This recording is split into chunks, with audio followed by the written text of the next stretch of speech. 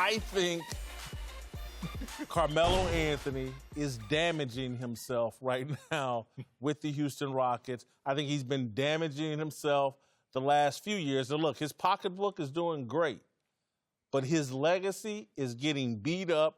He looks to me worse than Dwight Howard.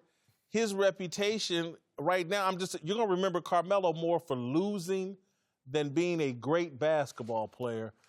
So you're just going to forget about the NCAA championship, the multiple gold medals, perennial all-star, scoring title. Get him. Just because he got older and now he's a role player?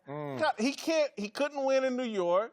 Okay. He could 54 win. I don't know too many people that did OKC. win in New York. Jim, how many years you played? Come on, man.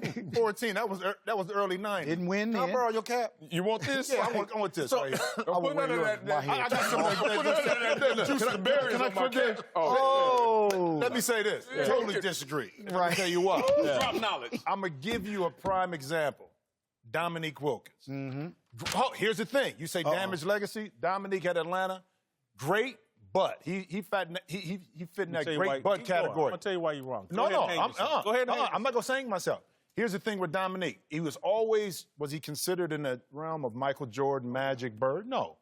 They always talked about great scorer, dynamic athlete, but he didn't win. He ended up going to Boston, ended up going to the Clippers, ended up playing his career overseas and coming back. He's still top 50.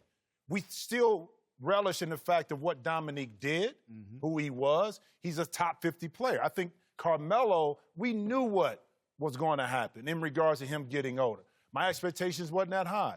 I still believe he's going to be a top 50 player.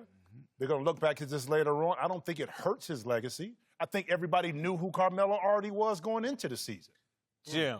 What? Here it is. Do you know what overshadowed everything about Dominique Wilkins? What? And what he's the human highlight reel. But he wasn't the human highlight at Boston or the Clippers when he tore his Achilles. That was his reputation. One of the most exciting players in the history of the NBA. He's one of the most dynamic scorers that played in the NBA.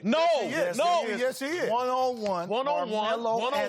Would y'all stop it? No, we're talking about Michael Jordan's league, Kobe Bryant. You can't. He's up there. No, he's not. Melo's up there. Did you guard Melo? I'm trying to tell you. Did you guard Melo? Has he guarded anybody? Okay, so you got to talk to somebody that guarded him. Yes. Right. One of the toughest players to have to guard was Melo. Because he's going to take a lot of shots, but he beat you in the mid-range. He can shoot over top of you. He was stronger than what you thought. So you're talking about people who played it that had to play against him.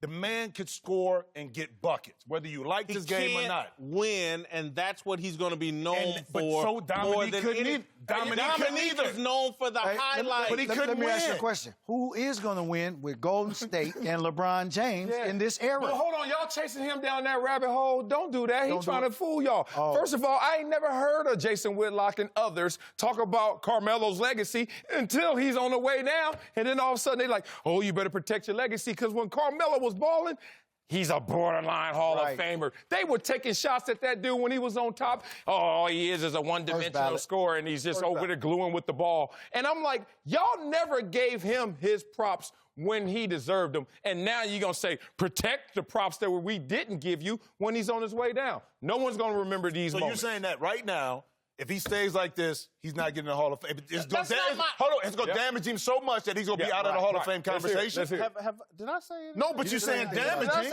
Did I say anything about him not making the Hall of Fame? He's not Everybody makes the Hall of Fame, Jim, in the NBA. You wanted a few. Everybody makes the Hall of Fame. JT, you on the ballot? No. Okay. Look, you with 3 now Hall of Famers up here. Right here. Here's the point. When you think of Carmelo Anthony, not y'all, because y'all going to see him and y'all friends with him or whatever. I'm not friends with him. But the rest of us, when we think of Carmelo, what we're going to think about, couldn't win. That's what we're going to think. When you think of Dominique, you think highlights. When you think of Charles Barkley, you think one of the most incredible athletic freaks. He was the MVP of the league. He took a team to a championship. There's a bunch of guys that didn't win that you think of differently.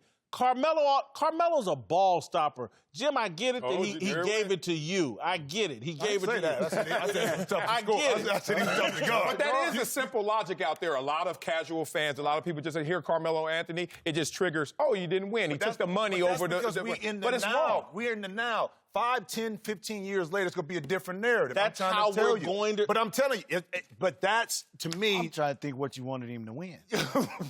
It's LeBron James. Yeah. How many finals consecutively has he been to? Am I not wrong? Wasn't Houston up 3-2 on Golden State last year? He didn't have Carmelo. No, I get it. And now they're trash this year. They're trash right now. Look at their roster. Don't do that. Look Chris at Paul their got roster, suspended for first of 3 all. games. Look at their roster. And they lost guys. Look at their style of play with that roster. It doesn't fit.